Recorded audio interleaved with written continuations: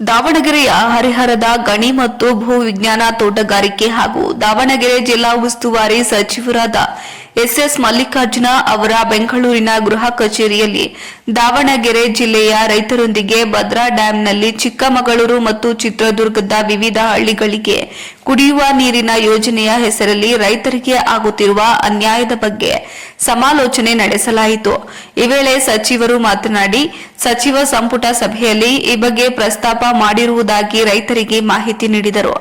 ಇನ್ನು ಈ ಸಂದರ್ಭದಲ್ಲಿ ಹರಿಹರದ ಕಾಂಗ್ರೆಸ್ ಮುಖಂಡ ಎನ್ಎಚ್ ಶ್ರೀನಿವಾಸ್, ಬ್ಲಾಕ್ ಕಾಂಗ್ರೆಸ್ ಅಧ್ಯಕ್ಷರುಗಳು ಹಾಗೂ ಮುಖಂಡರು ಉಪಸ್ಥಿತರಿದ್ದರು. ವರದಿ ದೇವರಾಜ್ ಕೆ, ನೆಲ್ಲಿಹಂಕಲು.